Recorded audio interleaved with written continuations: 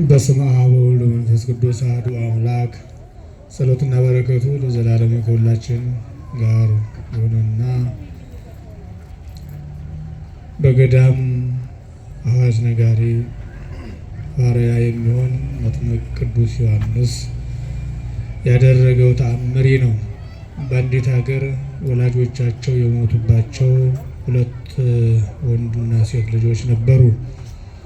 በቤታቸውም ውስጥም አስቀድሞ በወላጆቻቸው የሚመለክ ርኩስ አምልኮተ ባዕድ ነበር። እነርሱም ከሞቱ በኋላ ሁለቱም ልጆች ይህን ክፉ አምልኮ ያዙ፣ ይሰግዱለታል፣ ያጥኑለትማል። እንደ ወላጆቻቸውም በርኩስ የአምልኮ ሥርዓት ይገዙለት ነበር። በአንዲት ዕለትም የሚያውቃቸው አንድ ሰው መጥቶ ስለምን ብቻችሁን ከዚህ ተቀመጣችሁ? ኑ ወደ ቤተ እግዚአብሔር እንሂድ፣ ፈጥነን እንመለሳለን አላቸው። በዚህ የመንደራቸው ሰው ምክርም እህቱ አልተስማማችም። ወንድሟ ግን በቤታቸው ውስጥ ከእህቱ ጋራ በስውር ስለሚያመልኩት ርኩስ አምልኮ ባዕድ ነገር እየተጸጸተ በፍርሃትና በመንገብገብ ከዚያው ሰው ጋር ሄደ። ይህ ጎልማሳ ከተባረከ ከዚያ መንፈሳዊ ሰው ጋር ወደ ቤተ እግዚአብሔር በደረሰ ጊዜ ብዙ ሽማግሌዎች፣ ሕፃናት፣ ሴቶችና ጎልማሶች በሰባኪው ካህን ቃል ቅዱስ ወንጌልን ሲማሩ ተመለከተ። ይህ ጎልማሳም ከወንዶችም በኩል በመሃላቸው ተቀምጦ ይማር ጀመረ። ወደዚህ ቤተ ክርስቲያን ጉባኤ በደረሰ ጊዜ በዛፍም ቢሆን በደንጊያም ቢሆን ለርኩስ መንፈስ በመጠጥም በምግብም በስግደትም ሌላ አምላክ አታምልኩ፣ ሁሉን የሚገዛ በሰማይና በምድር በባህርና በቀላያት ሁሉ ያለውን የፈጠረ እግዚአብሔር በሰማይ በላዩ ባለው በምድርም በበታችሁ ባለው ከኔ በቀር ሌላ አምላክ አታምልኩ ይላልና እያለ ሰባኪው የተናገረውን ቃል ትምህርት አስተዋለ። ይህ ጎልማሳ ወዮልኝ፣ በርኩስ አመፀኛነት እኖራለሁና በእግዚአብሔር ላይ በድያለሁና ብሎ ተከዘ። ፈጥኖም ተነስቶ እያዘነ ወደ ቤቱ ገሰገሰ። ለእህቱም ነገራት። እርሷም ነገሩን በልቧ አስተውላ ፈጽማ አዘነች። በመንፈቀ ሌሊትም ከእግዚአብሔር ብቻ በቀር ሌላ አምላክ አታምልኩ እያለ በቤተ እግዚአብሔር ሲያስተምር በነበረው ካህን አምሳል መጥምቀ መለኮት ቅዱስ ዮሐንስ ተገለጸለት። ይህ ጎልማሳ አንተ ማን ነህ ብሎ ጠየቀው። እኔማ ትናንት ወደ ማደሪያዬ የመጣህብኝ ዮሐንስ ነኝ። አይዞህ አትፍራ፣ አጠምቅህ ዘንድ ኃጢአትህም ይቅር ይባልልህ ዘንድ ወደ እኔ ና ብሎት ከእርሱ ተሰወረ። ይህ ጎልማሳም በነቃ ጊዜ አደነቀ። አስቀድሞ ወደ መጥምቁ ቅዱስ ዮሐንስ ደብር ወደ ወሰደው ሰው ሄዶም መጥምቀ መለኮት ቅዱስ ዮሐንስ በሕልሙ ተገልጾ የነገረውን ሁሉ ነገረው። የሚያውቁት ሰውም ይህንን ጎልማሳ ከእህቱ ጋር ወደ ቤተ ክርስቲያን ወሰደው። በካህኑም ዘንድ ኃጢአታቸውን ተናዘው ንስሐ ገቡ። የክርስቶስን ቅዱስ ሥጋና ክቡር ደሙን ተቀበሉ። ወደ ቤታቸው ተመልሰውም ርኩሳት የባዕድ አምልኮ ዕቃዎችን ሁሉ ከቤታቸው አወጡ፣ በእሳትም አቃጠሉ። ከዚህም በኋላም በቤታቸው ውስጥ የበረከትና የረድኤት ጸጋ ከብዙ ሰላምና ፍቅር ጋር ሆነላቸው። የመጥምቁ ቅዱስ ዮሐንስ ጸሎቱና በረከቱ በሀገራችን በኢትዮጵያ እንዲሁም በተሰበሰበው ሕዝበ ክርስቲያን ላይ ለዘላለሙ ጸንቶ ይኖር አሜን። ጉባኤያችንና አምላካችን እግዚአብሔር ይባርክልን ይቀድስልን። አቡነ ዘበሰማያት ታችንና ማተብ በስመ አብ ወወልድ ወመንፈስ ቅዱስ አሃዱ አምላክ አሜን። የተባረክ እግዚአብሔር አምላከ አበዊነ አምላከ ቅዱሳን ለዛ አብጽሐነ እስከዛቲ ሰዓት ከሁሉ አስቀድሞ ይችን ዕለት ይችን ሰዓት ይችን ደቂቃ አምላካችን እግዚአብሔር በእድሜያችን ላይ ለንስሐ ጊዜ ጨምሮ ስለሰጠን ይልቁንም በዚህ በቅዱስ ስፍራ በማለዳው ተገኝተን እንድናስቀድስ እንድንቀድስ እንድንዘምር ቅዱስ ቃሉን እንድንሰማ የፈቀደልን የአባቶቻችን የቅዱሳን አምላክ የእኛም አምላክ ቅዱስ እግዚአብሔር ስሙ የከበረ የተመሰገነ ይሁንልን።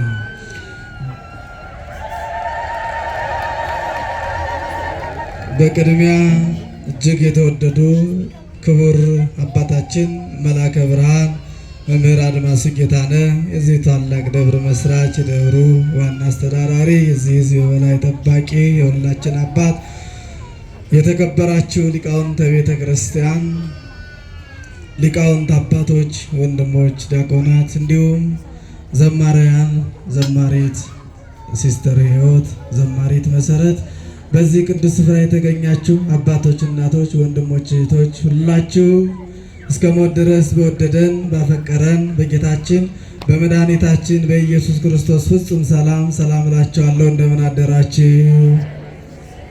እንደምን አደራችሁ? እንደምን አረፈዳችሁ? እንደምን ቆያችሁ? አሜን። እግዚአብሔር ይመስገን ብለን እንድናመሰግነው የፈቀደልን የረዳን የሰበሰበን የጠራን በፍቅሩ ብዛት ሁላችንንም ከክፉ ነገር ሁሉ ጠብቆ በዚህ ዕለት ዕለት የማዳኑ ሥራ በሚነገርበት የሰው ልጆች ሁሉ በሚፈወሱበት በሚድኑበት እንቆቅልሻቸው ሁሉ በሚፈታበት ቅዱሱ ስፍራ በጠዋቱ ተገኝተን ቅዱሱን ቃል እንድንመገብ የፈቀደልን የአባቶቻችን የቅዱሳን አምላክ ቅዱስ እግዚአብሔር ስሙ ከምድር እስከ አርያም የተመሰገነ ይሁንልን። እግዚአብሔርን ያየንባት መስተዋታችን ከእግዚአብሔር ጋር ዕለት ዕለት የምንነጋገርባት ሰማያዊት ቋንቋችን ሰዓሊተ ምሕረትን ለሰው ልጆች ሁሉ የምትለምን አቁራሪተ መዓት ቁጣን የምታርቅ እመበረከት እመረድኤት የበረከት የረድኤት እናታችን ቅድስተ ቅዱሳን ድንግል ማርያም በበረከት በረድኤት አልተለየችንምና ከፍ አድርጋችሁ ይህችን እናት አመስግኗት። እግዚአብሔር አምላካችን ባከበራቸው መጠን የመላእክት የጻድቃን የሰማዕታት የአባቶቻችን የቅዱሳን ሁሉ ስማቸው የከበረ የተመሰገነ ይሁንልን። በጋራ ከፍ አድርጋችሁ አመስግኗቸው። እንኳን ለመጥምቀ መለኮት ቅዱስ ዮሐንስ ወርሃዊ መታሰቢያ በዓል እንዲሁም ለወሩ ደግሞ የመጨረሻው ቀን እግዚአብሔር አምላካችን ሁላችንንም ከክፉ ነገር ሁሉ ጠብቆ በሰላም አደረሳችሁ አደረሰን። እግዚአብሔርን አመስግኑት። ቀጥታ የምወስዳችሁ አሁን ወደ ዝማሬው ይሆናል። ዝማሬውን የምታቀርብልን እጅግ በኦርቶዶክሳውያን ዘንድ ተወዳጇ በሁሉ አድባራት ገዳማት ተፈላጊዋ እህታችን ዛሬ እግዚአብሔር ፈቅዶ በዚህ ቦታ የተገኘችው ዘማሪት ሲስተር ሕይወት ትሆናለች። በጋራ እግዚአብሔርን ከዘማሪት ሲስተር ሕይወት ጋር እናመሰግናለን። እልል እያላችሁ ያጨበጨባችሁ በጋራ እግዚአብሔር እናመሰግናለን። እንደምን አደራችሁ? እንደምን አደራችሁ? አሜን። የአምላካችን ስም የተመሰገነ ይሁን። መድኃኔዓለም የለም የሚሳነው፣ አማኑኤል የለም የሚሳነው እያልን እያልን ያጨበጨብን እንዘምራለን።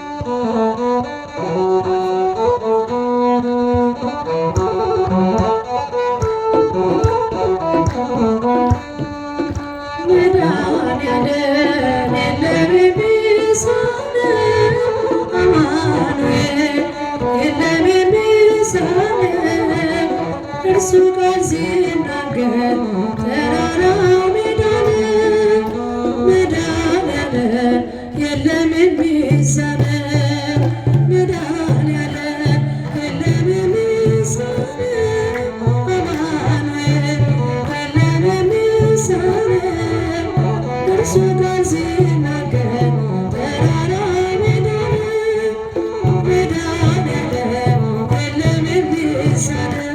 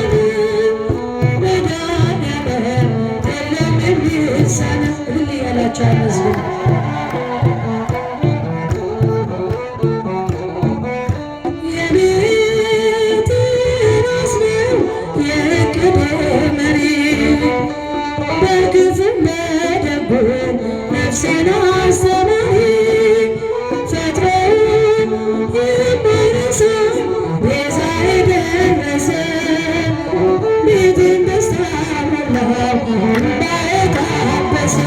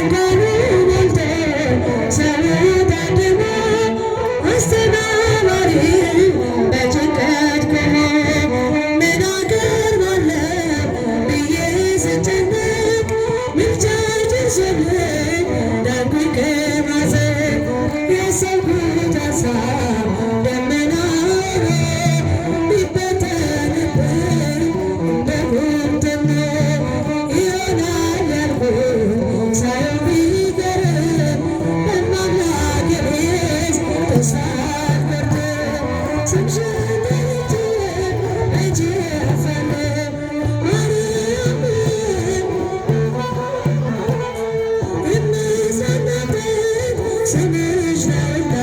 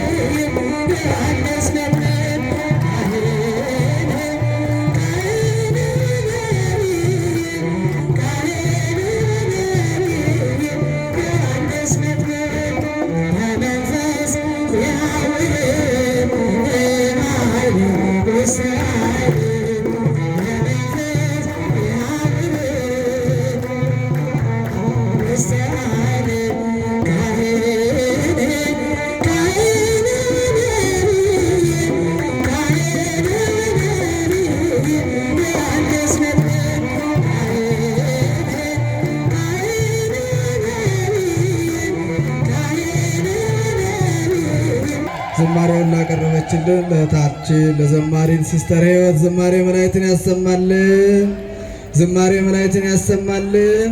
አምላካችን እግዚአብሔር የአገልግሎት ዘመኗን ከፍ አድርጎ ያርዝምልን ብላችሁ እግዚአብሔርን አመስግኑላት። በእውነት እጅግ ተወዳጁ ከዚህ በፊት አንድ ጊዜ መጥተዋል።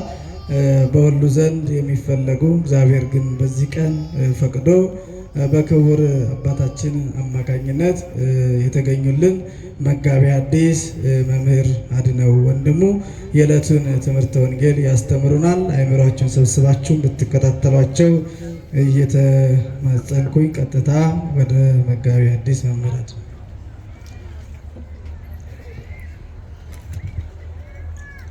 በስመ አብ ወወልድ ወመንፈስ ቅዱስ አሐዱ አምላክ አሜን።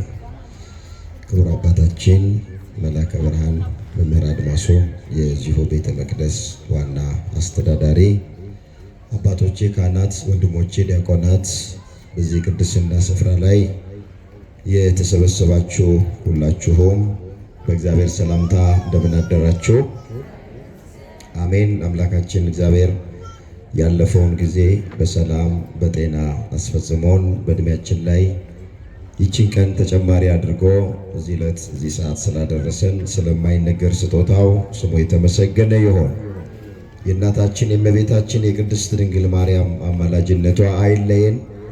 ከመጥምቀ መለኮት ከቅዱስ ዮሐንስና ከሐዋርያው ከቅዱስ ማርቆስ ረድኤትና በረከት ሁላችንን በቸርነቱ ያሳትፈን። የምስጢር ባለቤት እግዚአብሔር አምላካችን ምስጢሩን ገልጦ ሁላችንን ያስተምረን። ብዙ ሰዓታችሁን አንወስድባችሁም። ፀሐይ ላይ እንደተቀመጣችሁ ግምት ውስጥ እናስገባለን። ስለዚህ አጠር ያለ ትምህርት እንማራለን። እግዚአብሔር ከሁላችን ጋር ይሁን።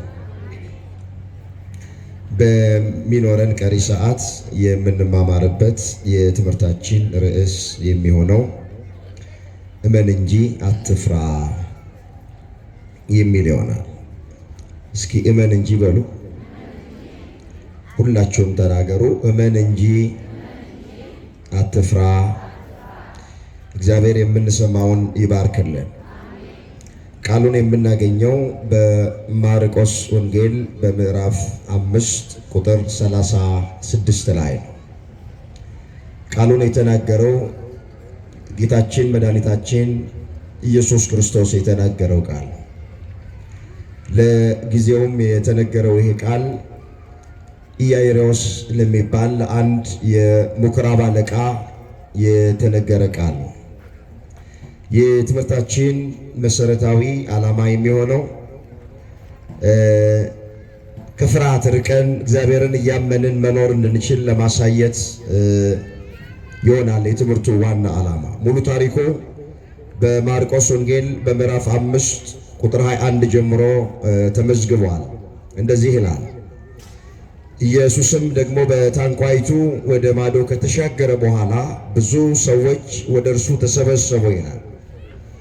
በባህርም አጠገብ ነበረ። ኢያኢሮስ የተባለ ከምኩራብ አለቆች አንዱ መጣ። ባየውም ጊዜ በእግሩ ላይ ወደቀና ታናሺቱ ልጄ ልትሞት ቀርባለችና እንድትድንና በሕይወት እንድትኖር መጥተህ እጅህን ጫንባት ብሎ አጥብቆ ለመነው ይላል። ከእርሱም ጋር ሄደ፣ ብዙ ሕዝብም ተከተሉት አጋፉትም ይላል። እንግዲህ ጌታችን መድኃኒታችን ኢየሱስ ክርስቶስ ከእናታችን ከእመቤታችን ከቅድስት ድንግል ማርያም ተወልዶ ወደዚህ ምድር የመጣበት በርካታ ዓላማዎች አሉ።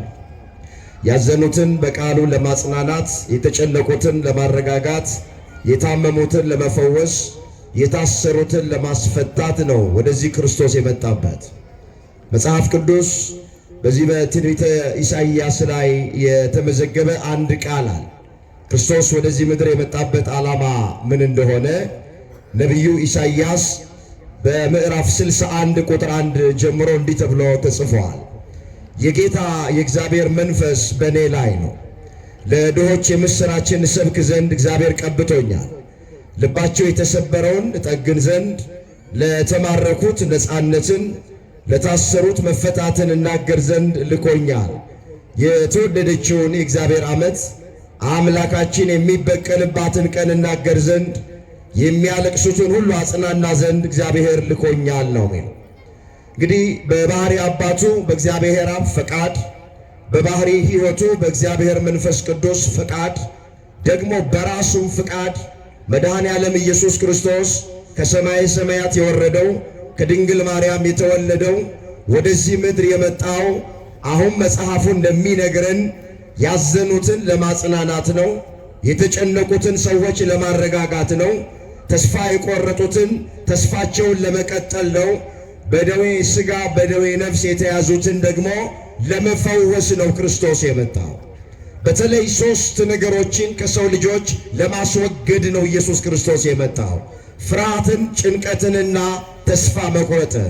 እስኪ ፍርሃት በሉላችሁ፣ ጭንቀት፣ ተስፋ መቁረጥ። እነዚህ በጣም አስቸጋሪ የሆኑ የሰው ልጆችን የሚበጠብጡ ነገሮች ናቸው። ስለዚህ ክርስቶስ የመጣው እነዚህን ሦስት ነገሮች ከሰው ልጆች ለማስወገድ ነው የመጣው። ፍርሃትን ለማስወገድ እንደመጣ ለማጠየቅ አይዟችሁ አትፍሩ እያለ የእኛ ጌታ ያስተምር ነበረ። ጭንቀትን ደግሞ ለማስወገድ በአንዳች አትጨነቁ ይል ነበር መድኃኔ ዓለም በሚያስተምርበት ወራት። ደግሞ ተስፋ የተቆረጠውን ተስፋ ለመቀጠል ደግሞ በተስፋ ደስ ይበላችሁ ይላቸው ነበር። ስለዚህ ክርስቶስ ወደዚህ ምድር የመጣው አሁን ከላይ እንዳየ ነው። በዚህ ምድር ዞሮ ወንጌል በሚያስተምርበት ጊዜ የምኩራብ አለቃ ኢያኢሮስ የሚባል አንድ ሰው እየወደቀ እየተነሳ እየሰገደ አንድ ልመና ይዞ ወደ ኢየሱስ ክርስቶስ ቀረበ። ልመናው ምንድን ነው? ታናሺቷ ልጄ ልትሞት ቀርባለች፣ ታማብኛለችና ናና ፈውስልኝ፣ እጅህን ጫንባት፣ በሕይወት እንድትኖርም አድርግልኝ ብሎ ለመነው ይላል። እሺ ያለውና ታሪኩን ላሳጥር ብዙ ጊዜ እንዳልወስድ ተያይዘው ወደ ኢያኢሮስ ቤት ክርስቶስና ይሄ ሰው መሄድ ጀመሩ ይላል። ትንሽ እንደተጓዙ ወገኖቼ ከጎረቤት ሰዎች ሲሮጡ መጥቶ ይላል። ኢያኢሮስ አሉት፣ ልጅ ሞታለች፣ መምህሩን አታድክመው አሉት። የልጁን ሞት አደባባይ ላይ አረዱት። በዓይነ ሕሊናችሁ ሳሉ ልጅ ያላችሁ ታውቁታላችሁ። ልጃችን ታሞብን ሐኪም ልናመጣ ወደ ሐኪም ቤት ሄደ። ዶክተሩን ይዘን እየመጣን ገና እቤት ከመድረሳችን በፊት መሃል መንገድ ላይ ያለን ከጎረቤት ሰዎች እየሮጡ መጥተው ዶክተሩን አታድክመው፣ ልጅ ነፍሷ ከሥጋዋ ተለይቷል፣ ልጅ ሞታለች ብሎ ቢሉን ምን እንደሚሰማን ሁላችን እናውቀዋለን። የልጅን ጉዳይ ስለምናውቀው ማለት ይሄንን ሰው የልጁን ሞት በአደባባይ ላይ ነው ያረዱት፣ በመንገድ ላይ ነው ያረዱት። ወዲያው ፈራ ኢያኢሮስ፣ ደነገጠ፣ ተጨነቀ። ስለምን ተጨነቀ ያሉ እንደሆነ አንደኛ ልጁ ሞታበታለች፣ ሁለተኛ ደግሞ ለክርስቶስ ልጁ እንደሞተችበት አልነገረውም። ታማብኛለች ነው ያለው፣ ሞተችብኝ አላለም። ስለምን ይዋሸኛል ብሎ በብዙ ነገሮች ልቡ ታወከ፣ ልቡ ተጨነቀ። የዚህን ጊዜ ክርስቶስ ልብ ያመላለሰውን ኩላሊት ያጤሰውን ስለሚያውቅ የኢያኢሮስን መደንገጥ፣ መፍራት፣ መጨነቅ አወቀና በርስነት ያነሳነውን ቃል ተናገረ። ኢያኢሮስ አለው እመን ብቻ እንጂ አትፍራ አለ። እስኪ እመን ብቻ እንጂ በሉ ሁላችሁም እናቶቼ፣ እመን ብቻ እንጂ አትፍራ።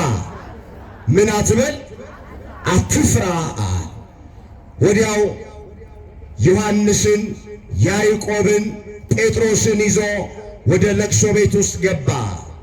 ልክ ድንኳን ውስጥ ሲገባ ሰው ይንጫጫል፣ ሰው ያለቅሳል፣ ሰው ይወድቃል፣ ይነሳል፣ እንባውን ያፈሳል። ክርስቶስ አንድ ቃል ተናገረ። ስለምን ታለቅሳላችኋል? ስለምን ትንጫጫላችኋል? ብላቴናይቱ ተኝታለች እንጂ አልሞተችም አላቸው።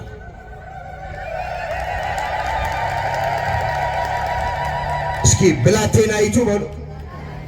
ስትናገሩ ደስ አትሉም። ብላቴናይቱ ተኝታለች እንጂ አልሞተችም። ምን አላለችም? በጣም የሚገርም ቃል እኮ ነው። ነፍሷ ከስጋዋ እኮ ተለይቷል። ሞታለች፣ ሰውነቷ ቀዝቅዟል፣ ሕይወት የላትም እኮ። ግን ክርስቶስ ብላቴናይቱ ተኝታለች እንጂ አልሞተችም አለ። ሞቷን በእንቅልፍ መሰለ። መጽሐፍ ቅዱስ ስታነቡ የአልዓዛርን ታሪክ ይሆናል። ሌላም የሞቱ ሰዎችን ታሪክ ስታዩ ተኝተዋል፣ አንቀላፍተዋል፣ ተኝተዋል፣ አንቀላፍተዋል እያለ ሞትን ክርስቶስ በእንቅልፍ ነው የሚመስል። በደንብ አድርጋችሁ ስሙ። በመጽሐፍ ቅዱስ ሞት የተመሰለው በእንቅልፍ ነው። ለምን? የተኛ እንደተኛ አይቀርም ይነሳላ። ያንቀላፋም እንዳንቀላፋ አይቀርም ይነሳላ። የሞተ ሰውም እንደ ሞተ አይቀርም ይነሳል። ከሞት በኋላ እኛ ክርስቲያኖች ሕይወት አለ። ከመቃብር በኋላ ትንሣኤ አለ። ሞት ለክርስቲያኖች የመጨረሻቸው ነገር አይደለም። ወደ እግዚአብሔር የምንሄድበት መንገድ ነው። ከዚህ ዓለም ውጣ ውረድ ማረፊያችን ነው። ለእኛ ጥቅማችን ነው። ምንድን ያለው ቅዱስ ጳውሎስ? ለእኔ ሕይወት ክርስቶስ ሞትም ቢሆን ጥቅም ነው ነው ያል። እዛ ፊልጵስዩስ ምዕራፍ 1 ቁጥር 21 ላይ የተመዘገበ ቃል እንመለስ። ብላቴናይቱ ተኝታለች እንጂ አልሞተችም ብሎ ሞቷን በእንቅልፍ መሰለው ይላል። እናቶቼ አባቶቼ በደንብ አድርጋችሁ ስሙኝ። ከኛ አስቀድመው ስላንቀላፉት ስለሞቱት እናቶቻችሁ፣ አባቶቻችሁ፣ እህቶቻችሁና ወንድሞቻችሁ፣ ባልንጀሮቻችሁ ተስፋ የመቁረጥ ሐዘን እንዳታዝኑ። ማዘን ተፈቅዷል። ነገር ግን ተስፋ የመቁረጥ ሐዘን እንዳታዝኑ። ለምን? ሞተው አይቀሩም፣ አንድ ቀን ይነሳል። መጽሐፍ ቅዱስ ሞትን በእንቅልፍ ነው የመሰለው። አሁን እዚህ ጉባኤ ተካፍለን ቆይተን ቅዳሴ አስቀድሰን ቆይተን እቤት ስንሄድ ወይ እናታችን ወይ አባታችን ሶፋ ላይ ተኝቶ ብናገኘው አንቀላፍቶ ብናገኘው ማን ነው እሪ ብሎ የሚያለቅስ? ማናችንም ቢሆን አናለቅስም። ለምንድን ነው ማናለቅስ? ተኝተው እንደማይቀሩ ስለምናምን። ሞትም እንደሱ ነው። መጽሐፍ ቅዱስ ላይ እንደሚነሱ ስለምናምን ተኝተው ብናገኛቸው ለማንም ሰው ፊታችንን እየቧጨርን ፀጉራችንን እየነጨን እየወደቀን እየተነሳን እሪ ብለን አናለቅስ ስለተኙት። የሞተም ሰው እንደዛ ነው በመጽሐፍ ቅዱስ። ከሞት በኋላ ሕይወት አለ፣ ከመቃብር በኋላ ትንሣኤ አለ። ምንድን ያለው ሐዋርያው? ነገር ግን ወንድሞቼ ሆይ አለ አንድ ነገር እንድታውቁ እንወዳለን። አንቀላፍተው ስላሉት አንድ ነገር እንድታውቁ እንወዳለን አለና ኢየሱስ ክርስቶስ እንደሞተ ደግሞ እንደተነሳ ካመናችሁ በክርስቶስ ኢየሱስ አምነው የሞቱትን ሙታን እግዚአብሔር ያስነሳቸዋል እና ስለ ሞቱት ተስፋ የመቁረጥ ሐዘን እንዳታዝኑ አለ። እዛ አንደኛ ተሰሎንቄ ምዕራፍ 4 ቁጥር 13 ላይ የተመዘገበ ቃል። እንመለስ ወደ ቀደመ ነገራችን። በጣም ሲያለቅሱ አየና ብላቴናይቱ ተኝታለች እንጂ አልሞተችም አለ። በዛ የነበሩት አይሁድ በጣም ሳቁበት ይላል በክርስቶስ ላይ። መቼስ ለቅሶ ቤት አይሳቅም፣ እነሱ ግን ለቅሶ ቤቱ ሳቁ። ለምንድን ነው የሳቁበት ስልን ኢያኢሮስ የሞተና የተኛ ለይቶ ማያውቀውን ያድንልኛል ይፈውስልኛል ብሎ ይዞት መጣ ብለው በክርስቶስ ላይ አፌዙበት፣ በክርስቶስ ላይ ሳቁበት። የአይሁድ እምነታቸው ምንድን ነው? ክርስቶስ የታመመ ያድናል እንጂ የሞተ አያስነሳም የሚል ጎደሎ እምነት ነው ያላቸው። እስኪ አንድ ጥያቄ ልጠይቃችሁ። የእኛ አምላክ የሞተውን ማስነሳት ይችላል አይችልም? ግድ የለም የምታምኑ ብቻ ተናገሩ። ይችላል አይችልም? አይሁድ ግን እምነታቸው ክርስቶስ የታመመ ያድናል እንጂ የሞተ አያስነሳም የሚል ስለሆነ ብላቴናይቱ ተኝታለች እንጂ አልሞተችም ሲል በጣም ሳቁበት ይላል መጽሐፍ። በክርስቶስ ላይ አፌዙበት፣ ሳቁበት። ከዚያ ከደቀ መዛሙርቱ ሦስቱን ይዞ እናት አባትን ይዞ ብላቴናይቱ ወዳለችበት ቤት ውስጥ ገባ ይላል። ቀኝ እጇን ያዛት፣ የሞተችዋን ልጅ ጣሊታ ቁሚ አላት። ትርጓሜው አንቺ ብላቴና ተነሽ ማለት ነው። ወዲያው የሞተችዋ አፈፍ ብላ ተነሳች። እንደገና ነፍሷ ወደ ሥጋዋ ተመለሰ፣ ሕያው አደረጋት። የኛ አምላክ ክብር ምስጋና ለስሙ ይሁን። የሚገርማችሁ የእነሱ እምነት የታመመውን ማዳን ይችላል የሚል ነበር፣ የሞተ ማስነሳች አይችልም ነበር የሚለው።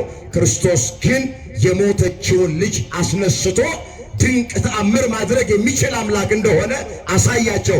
አስቀድመው ስቀውበት ነበረ። አሁን ሳቃቸው ተቀየረ። ለቅሶ ቤቱ ወገኖቼ ተቀየረ። ለቅሶ ቀረና ልጅቷ በተነሳች ጊዜ የእናትና አባት ሐዘናቸው ወደ ደስታ ተለወጠ። ክርስቶስ የመጨረሻ ለቅሶ ደራሽ ነው፣ የመጀመሪያ ግን አጽናኝ ነው። ስሙ የተመሰገነ ይሁን። ሐዘናቸውን ለደስታ ለወጠላቸው። ከዛ በፊት መጥተው ደረት ይደቁ ነበረ፣ አብረው አልቅሰው ያስለቅሱ ነበረ። ነገር ግን የእነዚህን እናትና አባት ሐዘን ለደስታ መቀየር አልቻሉም። እንባቸውን ማድረቅ፣ እንባቸውን ማቆም አልቻሉም ነበረ። መድኃኔ ዓለም ሲመጣ ግን፣ ኢየሱስ ክርስቶስ ሲመጣ ግን፣ የልጅቷ እናትና አባት እንባቸው ደረቀ፣ ሐዘናቸው ለደስታ ተለወጠ። ታማ ሳለ ጠሩት። ክርስቶስ ከሞተች በኋላ መጣ። በእኔና በእናንተ ሕይወትም እንደዚህ ነው። ክርስቶስ ጥሪ የቀረበው እና የተባለው ብላቴናይቱ የ12 ዓመት ልጅ ናት። ገና ታማ ነፍሷ ከሥጋዋ ሳይወጣ ነበር የተጠራው። ክርስቶስ እስክትሞት ጠበቀ። ለምን? የታመመ ከማዳን ይልቅ የሞተ ማስነሳት ስለሚበልጥ የበለጠ ድንቅ ተአምር ሊያደርግላቸው፣ የበለጠ ሥራ ሊሰራላቸው ክርስቶስ ዘገየ። እናቶቼ፣ አባቶቼ፣ ወንድሞቼና እህቶቼ ይህ ድምፅ የሚሰማቸው በእኔና በእናንተ ሕይወትም አምላካችን እግዚአብሔር የበለጠ ነገር ሊያደርግልን አንዳንድ ጊዜ በሕይወታችን ይዘገያል። ጤና አተን፣ ሥራ አተን፣ ትዳር አተን፣ ልጅ አተን፣ ፍትህ አተን እናንተ ሂዱበት እየጸለይን እየለመን ነው ድረስልን እያልነው አንዳንድ እግዚአብሔር ይዘገያል። የሚዘገየው ሳይሰማን ቀርቶ አይደለም፣ ጠልቶን አይደለም፣ ተጸይፎን አይደለም፣ ረስቶን አይደለም። እኛ ስንጨርስ ነው እሱ ሥራ መስራት ቢጀምረው። የሰው ትዕግስት ማለቂያው የእግዚአብሔር ሥራ መጀመሪያው ነው። እስኪ ይህን ቃል አብራችሁ ይበሉ። ቢዘገይም እንኳን በሉ እግዚአብሔር በእርግጥ ይመጣልና ታገስና ጠብቀው። ምን በለው? እግዚአብሔር ይመጣል አይመጣም? ይሄው መጣ እኮ ለዚች ብላቴና ደረሰላት እኮ። ታሪኩን መተረክ አይደለም፣ ለእኛም ይመጣል። ዕንባቆም 2 ቁጥር 3 ላይ ተመዘገበ ቃል ቢዘገይም እንኳን እግዚአብሔር በእርግጥ ይመጣል። አንተ በትዕግስት ሆነ ጠብቀው። ውዳሴ ማርያማችሁን እያደረሳችሁ፣ ዳዊታችሁን እየደገማችሁ፣ ቅዳሴያችሁን እያስቀደሳችሁ፣ ጾማችሁን እየጾማችሁ፣ ጉባኤያችሁን እየተካፈላችሁ፣ አስራት በኩራታችሁን እያወጣችሁ፣ እግዚአብሔርን እያመናችሁ፣ እናቶቼ አባቶቼ ጠብቁት እግዚአብሔርን። እግዚአብሔርን መጠበቅ ሞኝነት አይደለም። እግዚአብሔርን መጠበቅ ስንፍና አይደለም። መምጣቱ አይቀርም። እግዚአብሔር ሲመጣ ተራራ የሆነብንን ደልዳላ ሜዳ ያደርገዋል። የተዘጋውን ነገር እግዚአብሔር ይከፍተዋል። ያለቀና የተቆረጠውን ነገር እግዚአብሔር ይቀጥለዋል። ስለዚህ እኛ በትዕግስት ሆነን ማንን እንጠብቅ? ሶሎሞንም ብሎ ነው የተናገረው፣ በለሷን የጠበቀ ፍሬዋን ይበላል፣ ጌታውን የጠበቀ ይከብራል አለ። እዛ ምሳሌ 27 ቁጥር 18 ላይ የተመዘገበ ቃል። እስኪ አብራችሁ ይበሉ። በለሷን የጠበቀ በሉ እስኪ ፍሬዋን ይበላል፣ ጌታውን የጠበቀ ይከብራል። እግዚአብሔር በነፍስ በሥጋ ሁላችንን ያክብረን። እመን እንጂ አትፍራ። ስለዚህ ሁላችሁ አትፍሩ። በትንሽ በትልቁ ነገር በምትሰሙት በምታዩት ኮሽ ባለ ቁጥር ዝም ብላችሁ አትደንግጡ፣ ዝም ብላችሁ አትፍሩ። መጽሐፍ የሚለው እመን እንጂ ምን አትበል ነው። አቤት እግዚአብሔር ፍርሃትን ያርቅልን። ዛሬ ማይፈራ የለም። ካህኑም ይፈራል፣ ምዕመኑም ይፈራል፣ ድሃውም ይፈራል፣ ሀብታሙም ይፈራል፣ ስልጣን ያለውም ይፈራል፣ ስልጣን የሌለውም ይፈራል። ስለ ነገ እየፈራን ነው። በልጆቻችን ጉዳይ እየፈራን ነው። ብቻ የፍርሃታችን መጠን ይለያያል እንጂ ሁላችንም ፈሪ ይሆናል በዚህ ዘመን። የምንፈራበት ምክንያት ደግሞ ምንድነው ስትሉኝ፣ እምነታችን ስለጎደለ ነው የምንፈራው። እግዚአብሔር እምነት ለሁላችንም ይጨምርልን። አለማመናችንን እግዚአብሔር ይርዳው። እምነታችንን ፍጹም ያድርግልን። እግዚአብሔር አምላክ ከፊታችን ያለውን ሱባኤውን ጾሙን በእምነት ጾመ ነው እንድንጠቀም ዋጋ እንድናገኝ መድኃኔዓለም ይርዳል። አንድ ቃል ተናገሬ መልእክቴን ልጨርስ። መጽሐፍ ያለ እምነት እግዚአብሔርን ደስ ማሰኘት አይቻልም ተብሎ ተጽፏል። እስኪ ያለ እምነት ነው እግዚአብሔርን ደስ ማሰኘት አይቻልም። ያለምን ዕብራውያን 11 ቁጥር 6 ላይ የተመዘገበ እግዚአብሔር ቃል ያለ እምነት እግዚአብሔርን ደስ ማሰኘት አይቻልም። እናቶቼ ቃሉን ስትሰሙ በእምነት ስሙ፣ የተጠራጠራችሁ አትስሙ። ቅዳሴውን ስታስቀድሱ በእምነት አስቀድሱ። ጸበሉን ስንጠጣ በእምነት እንጠጣ። እምነቱን ስንቀባ በእምነት እንቀባ። ከዚህ ተነስተን ግሸን ማርያም ስንሄድ፣ ዝቋላ አቦ ስንሄድ በእምነት እንሄድ። የምናደርገውን ስርዓት አምልኮ በሙሉ በእምነት ቆመን ስንሰብክ በእምነት ስንዘምር በእምነት መርሐ ግብር ስንመራ በእምነት መቅደስ ገብተን ስንቀድስ በእምነት ያለ እምነት የሆነ ሁሉ ኃጢአት ነው። እግዚአብሔር ከምንም በፊት የሚፈልገው እምነት ነው። እምነት የሁሉም ነገር መሰረት ነው። የጸሎቱ መሰረት እምነት ነው። የጾሙ መሰረት እምነት ነው። የስግደቱ መሰረት እምነት ነው። ያለ እምነት ስግደት ስፖርት ነው። ያለ እምነት ጸሎት ማነብነብ ነው። ያለ እምነት ጾም የረሃብ አድማ ነው። ስለዚህ የሁሉም ነገር መሰረት እያልኳችሁ ነው። እምነት ምንድን ነው? እምነት ወገኖቼ እግዚአብሔር የሚሳነው ነገር የለም ብሎ ማመን፣ እግዚአብሔር ኤልሻዳይ ነው ብሎ ማመን፣ የአናብስቱን አፍ እግዚአብሔር ይዘጋል ማለት፣ ተራራ የሆነብኝን ነገር በሕይወቴ ላይ ደልዳላ ሜዳ ያደርጋል ብሎ ማለት፣ እሱ ሁሉን ቻይ ነው ብሎ ማለት፣ እግዚአብሔርን ከረገጥነው መሬት በላይ ማመን። አሁን በእኛ ቤት ውስጥ ብዙ ሃይማኖተኞች አሉ፣ ብዙ አማኞች ግን የሉ። ለጥምቀት የሚሰበሰብ ሞልቷል። ለመስቀል ደመራ የሚሰበሰብ ሞልቷል። የቅዱስ ዮሐንስ ዓመታዊ በዓል ሲከበር የሚሰበሰብ ሞልቷል። አለባበሱን ያሳምር ሞልቷል። እልል የሚል ሞልቷል። ሃይማኖተኛ ሞልቷል። አማኝ ሰው እግዚአብሔር አጥቷል። ለምን? ሃይማኖትና እምነት ብዙም ያመሳስላቸው ነገሮች ቢኖሩ ደግሞ የሚለያቸው ነገር አለ። ሃይማኖት ማለት ባጭሩ እግዚአብሔር አለ ማለት ሲሆን እምነት ማለት እግዚአብሔር አለልኝ ማለት ነው። ደግሞ አለ ሃይማኖት ማለት እግዚአብሔር አለ ማለት ነው ባጭሩ። በስም በአካል በግብር ሶስት የሆነ በባህሪ በህልውና ዓለምን በመፍጠር ይሄን በመሳሰለ አንድ አምላክ አለ ብሎ ማመን ይሄ ሃይማኖት ይባላል። እውቀት ነው፣ ሃይማኖት ነው በቃ። እምነት ግን ይሄ በስም በአካል በግብር ሶስት የሆነ በባህሪ በህልውና አንድ የሆነ አምላክ ለእኔ አለልኝ ማለት ነው። እሱን አምኜ ምንም አይገጥመኝም፣ እሱን አምኜ ምንም አልሆንም ማለት ይሄ እምነት ነው። የ99 ዓመት አሮጊቷ ሳራ ትወልዳለች ማለት ይሄ እምነት ነው። ተራራውን እግዚአብሔር ደልዳላ ሜዳ ያደርገዋል። እንባዬን ያብሰዋል፣ እንቆቅልሼን ይፈታዋል፣ ታሪኬን ይቀይረዋል። ይሄ እምነት ነው። እግዚአብሔር አማኞች ያርገን። ሁላችንን አሜን በሉ። አማኞች ያርገን እግዚአብሔር።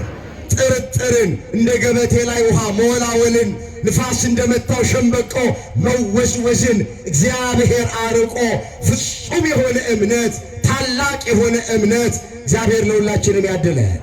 አንድ ቃል ልንገራችሁና ልጠቅልል። ክርስትናችን የሁላችሁ በእምነት ካልተያዘ ትርጉም የለው። ክርስትናችን በእምነት ካልተያዘ ዋጋ የለው። መቼስ ታውቃላችሁ፣ ሱቅ ውስጥ ያለ እንቁላል ጫጮት መሆን አይችልም። ጫጮት የሚሆነው እንቁላል በዶሮዋ ሲታቀፍ ነው፣ በዶሮዋ ሲያዝ ነው፣ ሙቀት ሲያገኝ ነው። እንቁላል በዶሮዋ ካልታቀፈ በስተቀረ ሙቀት ካላገኘ በስተቀረ ጫጮት መሆን አይችልም። ስለዚህ የብዙዎቻችን እምነት ልክ እንደው ሱቅ ውስጥ እንዳለ እንቁላል እንዳይሆን ጫጮት መሆን ማይችል በእምነት መያዝ አለበት ክርስትናችን። እግዚአብሔር ከኛ የሚፈልገው እምነት ነው፣ መሰረቱ እምነት ነው። በቃ እሱን ከያዝን በዛ መሰረት ላይ ብዙ ነገሮችን መገንባት እንችላለን። እመን እንጂ አትፍራ። አምላካችን እግዚአብሔር እምነት ለሁላችንም በቸርነቱ ያደላል። ይኸውላችሁ ስናምን ብዙ ነገር ማግኘት ከእግዚአብሔር መቀበል እንችላለን። እምነታችን ሲጎድል ደግሞ ከእግዚአብሔር ምንም መቀበል አንችልም፣ እንደውም እንጎዳለን። አንድ መጽሐፍ ሳነብ ምን ይላል? 3 ቱሪስቶች ከአዲስ አበባ ተነስተው ወደ ጠረፍ ሀገር ሄዳል እና እዛ ልክ ሲደርሱ የያዙት ስንቅ የያዙት ምግብ ያልቅባቸዋል። ከመኪናቸው ወርደው ምግብ ሲፈልጉ ገጠር ስለሆነ እነሱ የሚበሉት አንዳች ነገር ያጣሉ። ምንም ነገር የለም፣ የሚቀመስ ነገር። ተመልሰው መኪናቸው ሲገቡ መኪናው ጥግ ላይ የሆነ አገልግል ያገኛል። እነሱ ይዘው የመጡት አገልግል አይደለም እና ከፍተው ሲያዩት ሙሉ ምግብ አለ አገልግል ውስጥ። እንዳይበሉት እነሱ ስላላመጡት የተመረዘ ቢሆንስ የቆየ የተበላሸ ቢሆንስ ብለው በጣም ተጠራጠሩ። እንዳይተውት ደግሞ እርዷቸዋል። እስኪ ለክፉም ለደጉ ቀይ ውሻ እንፈልግና ለውሻ ሰተን ውሻው በልቶ ምንም አይነት ለውጥ ከሌለበት ካልሞተ ምግቡ ጤነኛ ነው እንበላዋለን፣ በውሻ እንሞክር ብለው ውሻ ፈልገው አገኙና ከአገልግል ውስጥ ምግብ አንስተው ለውሻ ሰጡ። ውሻው ድብን አድርጎ ጥርግ አድርጎ በላ። 1 ሰዓት 2 ሰዓት 3 ሰዓት ሲጠብቁ ውሻው ላይ ለውጥ የለም፣ ምንም አልሆነም። አይ ምግቡ ጤነኛ ነው እንብላ ብለው አሁን አመኑ። በቃ ጤነኛ ነው ምግቡ ብለው በሉት። ላሳጥርላችሁ፣ በንጋታ ውሻው ሞተ ተባለ። ዜና ተሰማ፣ ሰፈር ውስጥ ውሻው ሞተ የሚባል።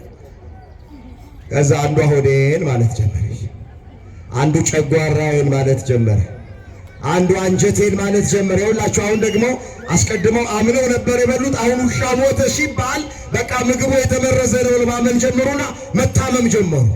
ሐኪም ቤት ሄዱ። ዶክተሩ ምን ሆናችኋል? ምግብ አግኝተን በልተን ነበረ፣ ለውሻ ሞክረን ውሻው ትንሽ ቆይቶ ሞተ ተባለ። ያው ተመርዞ ነው የሞተው፣ ስለዚህ በዛ ምክንያት ታመምን አሉት። ባለቤቱ ይጠራ፣ ውሻው ባለቤት ተባለ። ባለቤቱ ተጠርቶ መጣ። ውሻው ያንተ ነው ወይ? አዎ የኔ ነው። ውሻው እንዴት ሞተ? በምን ምክንያት ነው የሞተው? መኪና ገጭቶት ነው የሞተው አላቸው። ምን ገጭቶት? ልክ ይሄን ደግሞ ሲሰሙን ምን አሉ? ተመስገን ዶክተር አሁን እየተሻለ ነው አላ። አያችሁ ይላችሁ እምነታችን ጽኑ ሲሆን ተረጋግተን መኖር እንችላለን፣ መጠቀም እንችላለን። እምነታችን እየጎደለ ሲመጣ ደግሞ መጠራጠር ስንጀምር ደግሞ እንጎዳለን።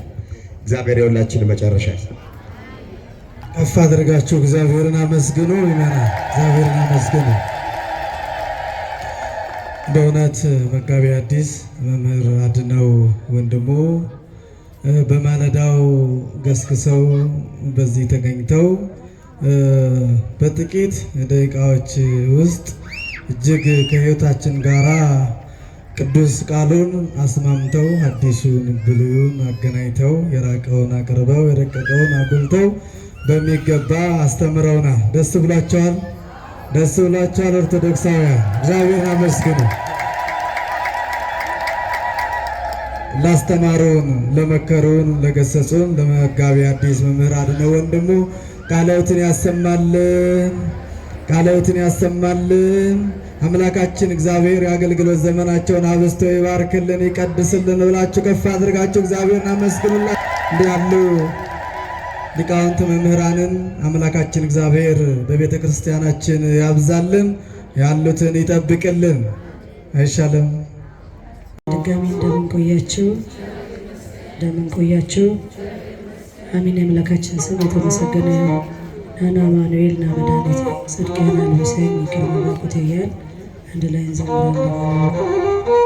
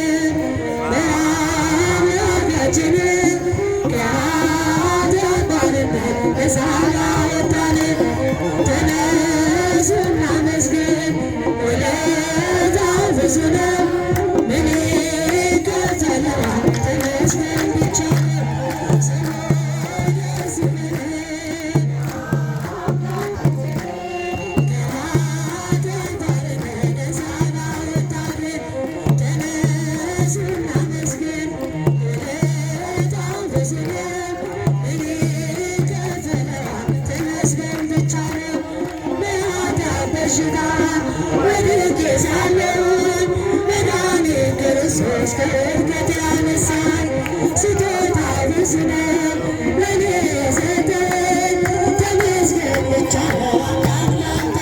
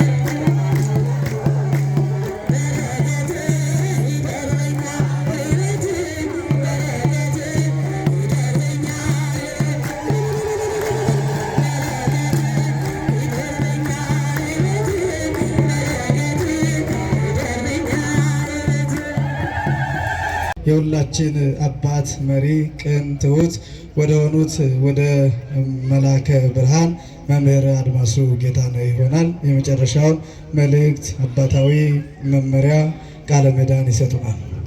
አቤቱ አምላካችን እግዚአብሔር ሆይ በማለዳው ቅዱስ የሆነ መንጋ አንተ የምትናገረውን አንተ የምታስተምረውን በመምህራኖቻችን ላይ አድረህ የምታስተላልፈውን መልእክት እንድንሰማ ስለረዳሃን ስለፈቀድክልን እናመሰግንሃለን።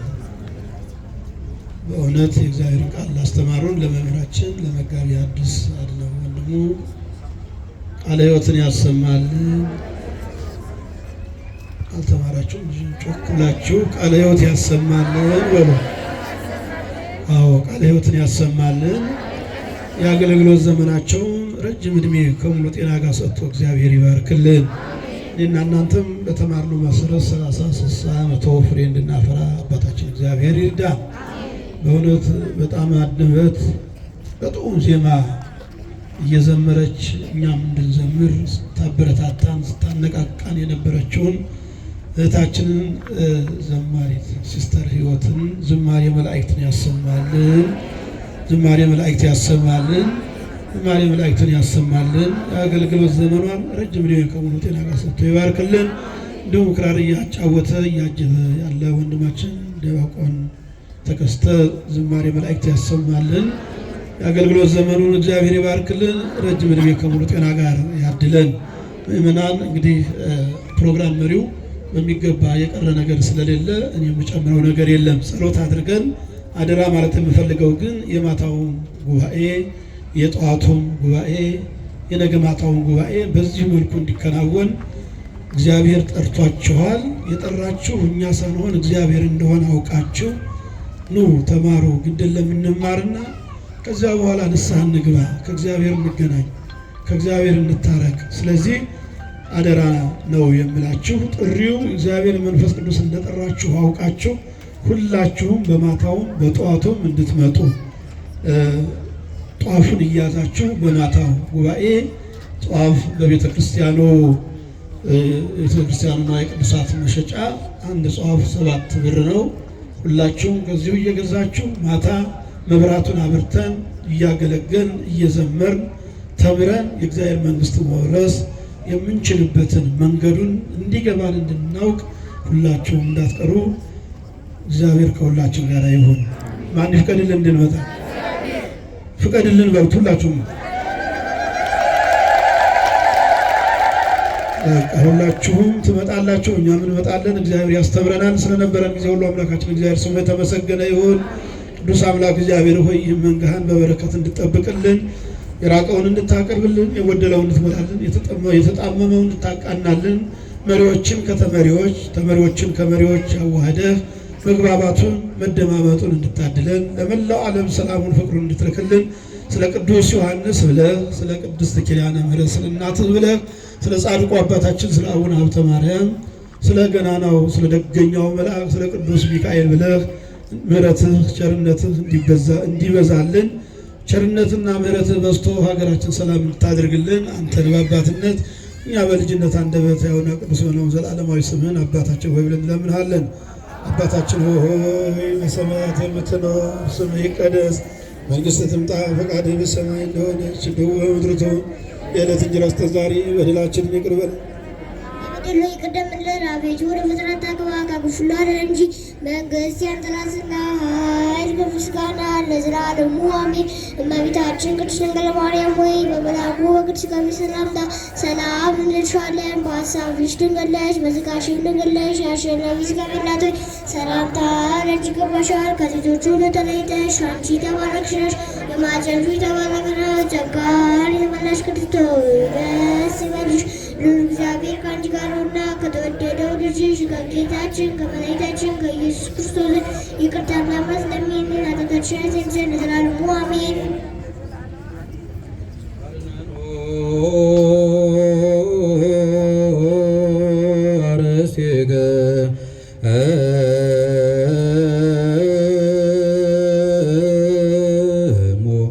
ቅድመ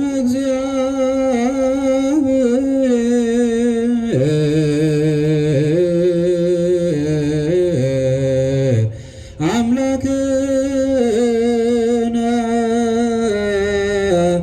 በደገብሮ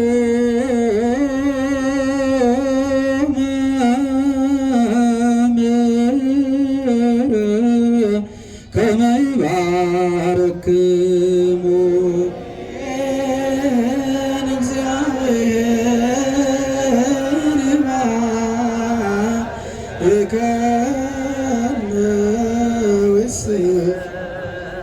አቤቱ ጌታ ሆይ ሕዝብህን አድን፣ ርስትህንም ባርክ። አቤቱ ጌታ ሆይ ሕዝብህን አድን፣ ርስትህንም ባርክ። አቤቱ ጌታ ሆይ ሕዝብህን አድን፣ ርስትህንም ባርክ።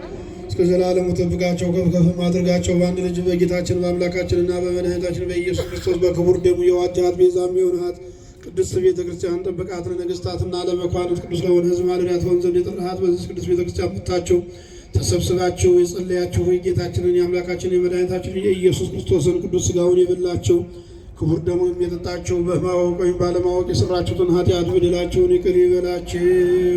ሥጋ መለኮት ስለሚባል ሥጋው የሕግና የሥርዓት ደም ስለሚሆን ደሙ የአሸናፊ እግዚአብሔር ልጅ በድንጋሌ ሥጋ በድንጋሌ ሕሊና መሰምት የምትሆን የማርያም ልጅ ኢየሱስ ክርስቶስ ባለፈው ይቅር ይበላችሁ፣ በሚመጣው ይጠብቃችሁ ለዘላለሙ። እግዚኦ መሐረነ ክርስቶስ።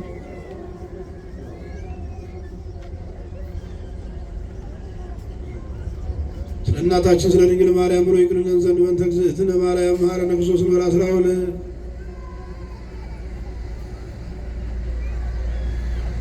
በእንተ እግዝእትነ ማርያም መሐረነ ክርስቶስ ወተወካፌ ንስሐ ስረይ ኃጢአቴ ወኃጢአተ ኩሉ ሕዝብ ከያወቅን በድፍረት ሳናውቅ በስህተት ባለው በነቢብ በገቢር የተሰራውን ኃጢአት ሁሉ ይቅር ይበለን። ከኃጢአት እስራት ሁሉ እግዚአብሔር ይፍታ።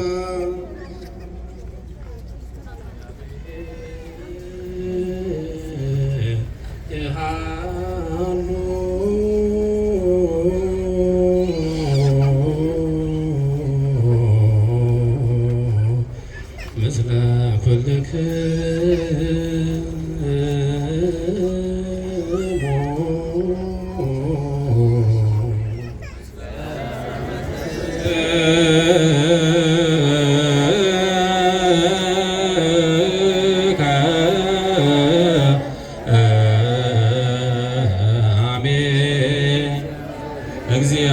እግዚአብሔር ይባርከነ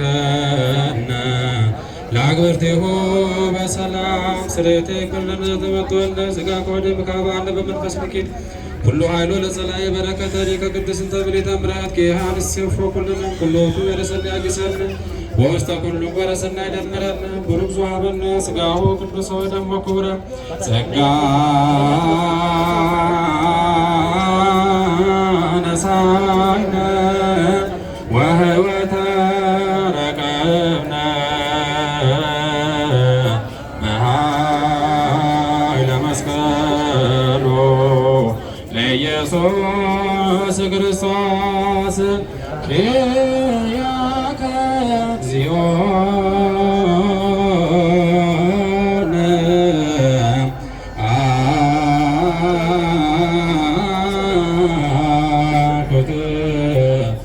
ነስያነ ጸጋ ዘመንፈስ ቅዱስ